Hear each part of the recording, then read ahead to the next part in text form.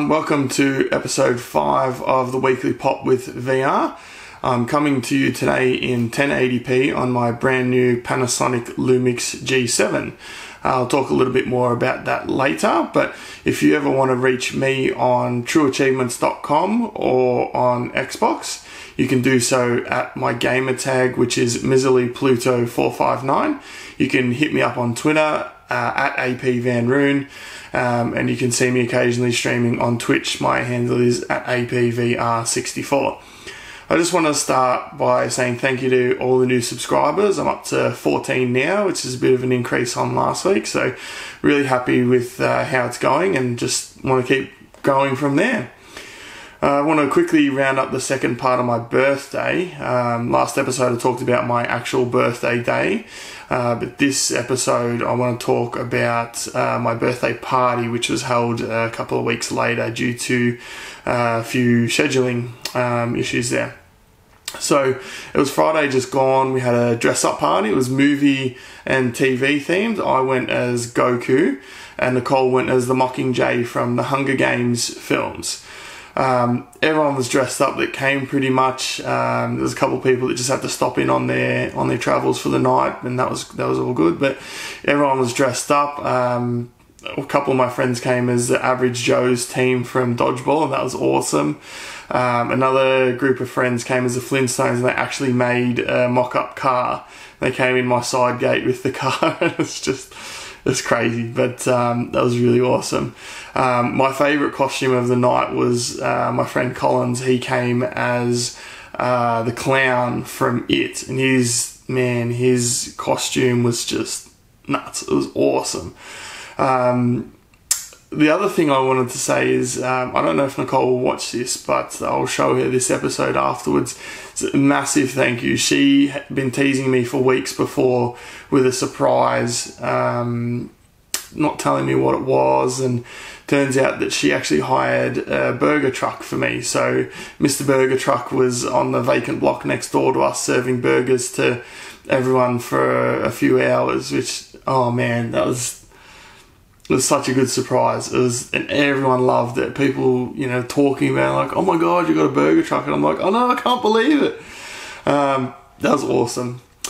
Anyway, in terms of presents, I got a few things here. I got Rocket League, which I've been looking forward to. I mentioned that in a few previous videos. I got Minecraft, Xbox 360 and Xbox One, so I'm going to play that with my Gamerscore competition crew. I got some vouchers for EB Games, which are going towards my Project Scorpio Xbox pre-order. And I got a whole lot of vouchers for JB Hi-Fi, which is an electronics retailer here in Australia for the overseas people. I actually went and put those towards an Elite controller, which, I have got here. So the Elite controller, I've been looking forward to that for quite some time. Just a little bit of a mini review on it. It looks really good. The black and silver looks really cool together. It feels in your hand, it feels like, yeah, this is a decent controller. Where I feel like the other controllers that come with the Xbox are they feel a bit flimsy and like they could break, and I know that a few people I've spoken to have had theirs break.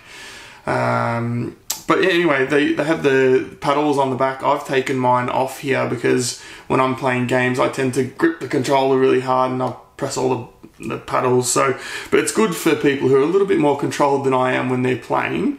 But you've got, I don't know if you can see it here, but like the thumbstick comes off.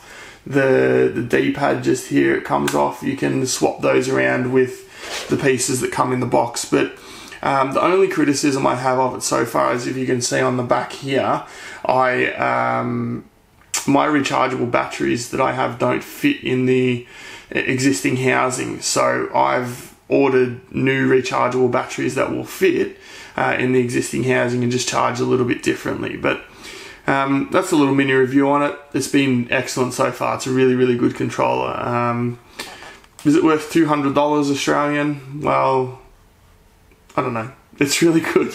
I enjoy it a lot. But I also just want to say thank you to Nicole for a wonderful night and everyone who came. It was just such a great night.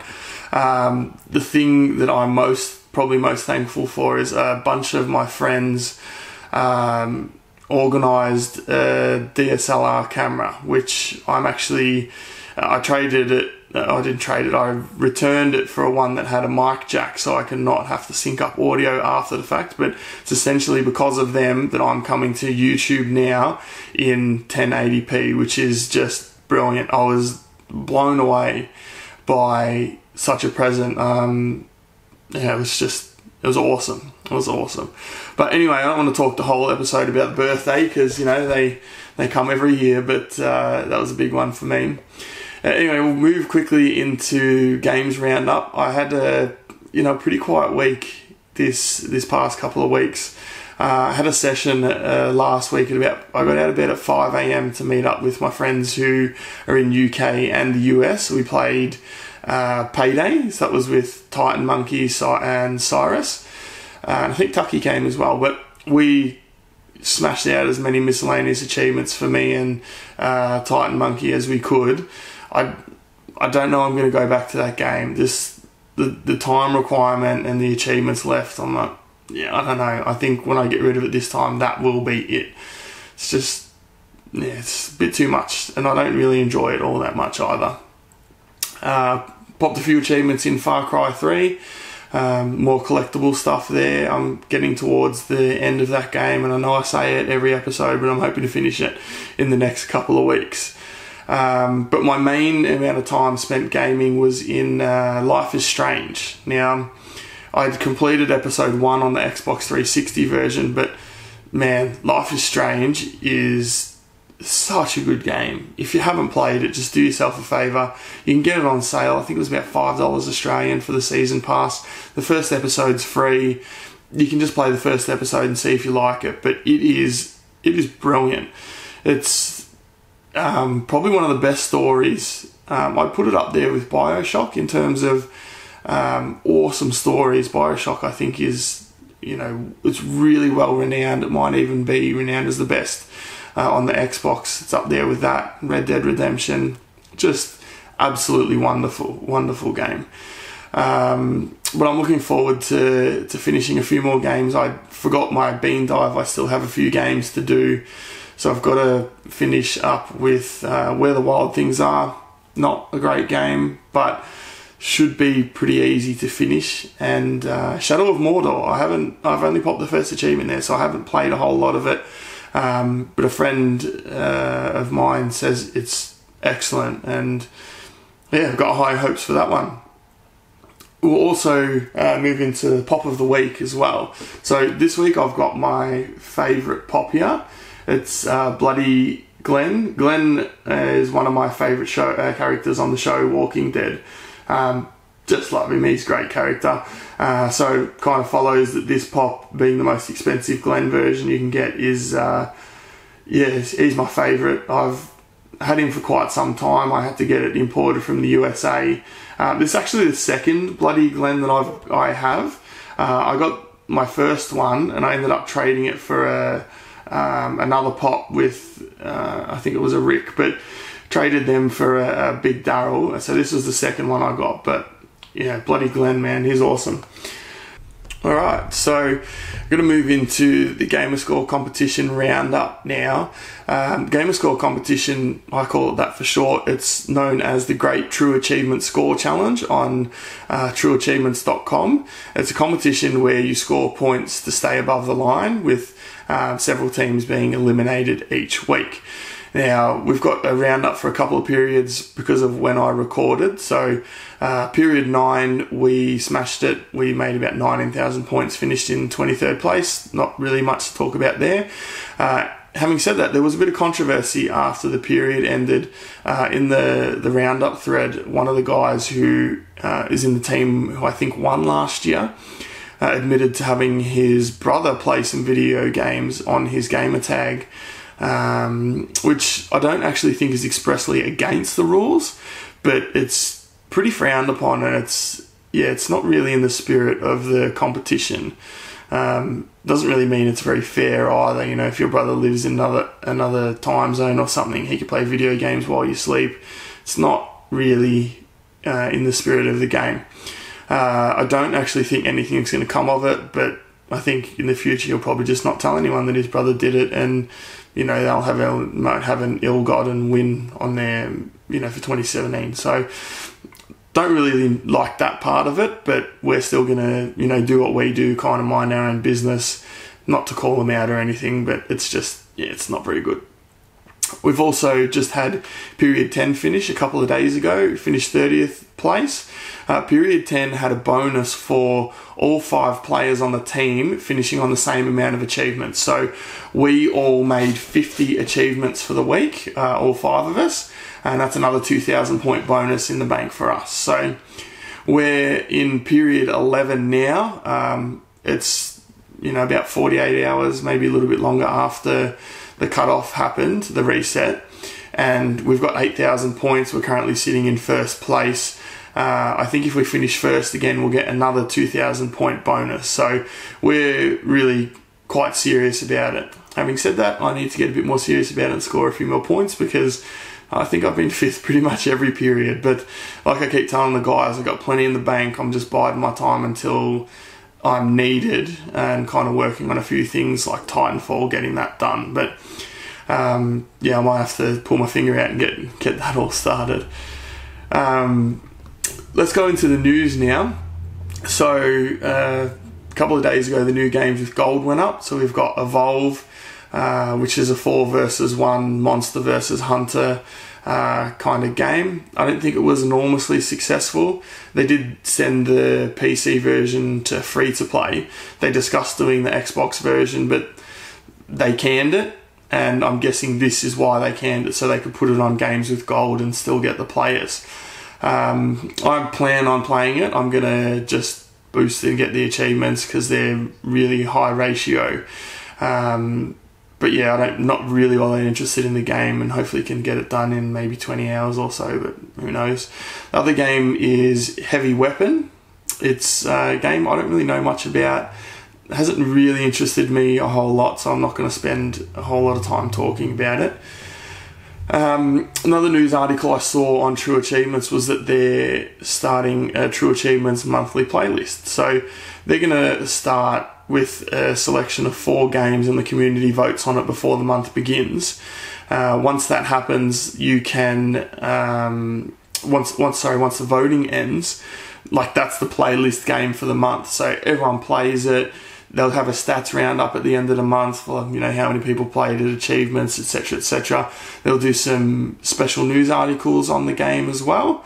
Really good kind of change there on True Achievements. It's helps those people that are going, what am I going to play today? It's like, well, the playlist says it's Wolfenstein this month, so let's do it. It's Wolfenstein is actually one of the options this month, and it's a brilliant game, so do yourself a favour and get the new order if you can. But I'm not sure what's going to be the actual voted on game, because I don't think voting has finished yet. But that's a great idea, great for the community there. One thing that really didn't like this week, I saw an article about Outlast 2 being refused classification in Australia. Now, pretty much everyone around the world knows that Australia is just garbage when it comes to rating games. As soon as there's the hint of some sort of violence in the games, bang, it's refused classification. That is exaggerating it. Outlast 2 is going to be quite gory, I would imagine, but there's been quite a few. I mentioned Hatred recently. I'm pretty sure Fallout 3 got banned at one point because the thing that heals you was had a similar name to a drug, so they had to patch that out before it could get classified again. Saints Row 4 got refused classification because there was a mission in there that had sexual content, so they edited that out and re-released it. But it's just like, why do we have an R18 plus rating if things are just going to get refused classification? I just don't understand it. I think that I'm an adult and I'm old enough to know that what is happening in these video games is a video game. It's not real, and I'm not about to go down the street with an AR-15 rifle and shoot up things. That hasn't happened in Australia since I think it was about 1993 when Martin Bryant went on a massacre. We got guns taken away from us after that, which, you know, whatever your opinion is on that, we haven't had a mass shooting since then. But having, I don't know that you can liken that to a video game. Video games weren't, you know, on the level that they are now back in the 90s. So, kind of getting back on topic, it's not fair. Like, what if I want to play Outlast? I can't play it now. I have to import it. Like, yeah, I don't know. I don't like that. You can, you know, see the same thing in a movie, but as soon as it goes in a video game, can't have it. But, you know, I guess it is what it is, I suppose. Alright guys, we'll move into our underappreciated game of the week for this week. This game's actually another one of my favourites. I don't go out of my way to play these underappreciated games. I just happen to come across them, and for whatever reason I love them. This week we've got Lollipop Chainsaw. Now, a lot of people not massive fans of, I think it's Suda51 is the guy that made it, not massive fans of his work, but this game is just, it's yeah, pretty out of left field. It was dismissed a lot because, I think it was dismissed because the girl you play as is like a bimbo cheerleader, and, you know, that's just a vehicle for some comedic options during the game, I think. But it's so much more than that. Like, it incorporates a lot of different facets into the game. You have like a skill-based area where, you know, there are achievements for meeting certain point requirements, and they're not easy. They're reasonably challenging. So you know, for those people out there that kind of like those challenging point things, I don't generally like them, but I found these ones quite fun. It's got something in there for you, but the gameplay is fun and challenging. There's, you know, combos with Juliet running around with a chainsaw, you know, chopping zombies' heads off and spinning, and, you know, it's great. You actually rescue, the idea of the game is you rescue your school and your friends from a zombie apocalypse. You have a magical chainsaw, I guess you would call it, and your sidekick Nick, who is your boyfriend. So at the start of the game, Nick tries to come and save you, and he gets bitten by a zombie, and in order to save him, Juliet actually cuts his head off with the magic chainsaw, but because it's magic, he doesn't die, and he stays clipped to her side the whole game, and it's quite fun. It's quite fun. I really like it. It's a bit silly, but it's quite fun. It's very amusing. There's a few strange story mechanics, like in a few points where Juliet's not strong enough, you pop Nick's head on a zombie's body, and you can control it for a short amount of time, which is just bizarre. But yeah, anyway, back on the achievements, some of them are difficult. The score point ones are difficult, but the rest of them shouldn't give anyone too much trouble. It also contains one of the most bizarre and funny achievements in the game, called "I Swear I Did It by Mistake." Now, I just think it's so funny that the developers just know the audience, being that Juliet is a cheerleader, she has got a skirt on.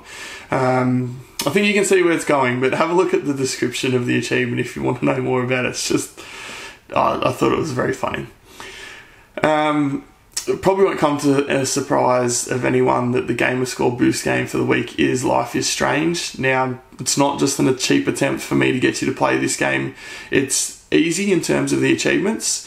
There's an achievement for finishing each chapter, and there's achievements for taking the optional photos in the game. So it's quite easy. It takes a little bit of time to get it done, maybe 2 hours an episode, and there's 5 of them. But it's quite an easy game, but it is just a wonderful experience. You play as Max Caulfield, who's, I think she's about 18. She's just gone to university or college for the international audience there, and she's studying, I think, photography, and she finds out that she can rewind time, and it just goes from there. I don't want to spoil too much of the story because it is fantastic.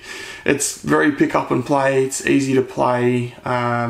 If you think of like a Telltale game, it is quite similar to a Telltale game, but it's a lot more interactive, I think, than Telltale games. It's wonderful. Just do yourself a favour and get it done, because it is great.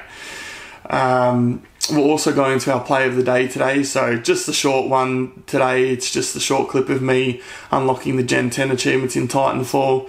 I don't know if you could tell from the previous episode, but I was wrapped when I unlocked that. It's just been such a long haul there. So anyway, enjoy. It's only a short clip.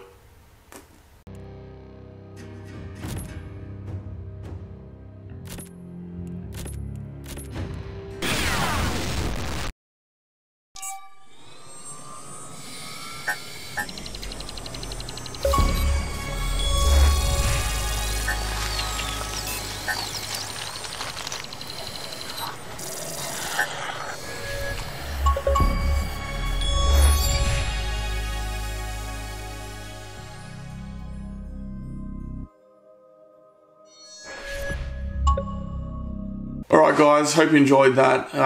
You probably won't enjoy it quite as much as I did, because yeah, like I said, I was really excited about that. I'll have some more clips next episode. If you have any clips you want to submit to me, get in touch with me. There's links to everywhere to get in touch with me, but you can reach me on trueachievements.com and Xbox. My gamertag is miserlypluto459. You can find me on Twitter at apvanroon. You can see me on Twitch, APVR64. You can send me a private message on YouTube, drop a comment. Just let me know anything that you've got to submit for the play of the day there. Anyway guys, we're going to wrap it up there. I will see you next episode. See ya.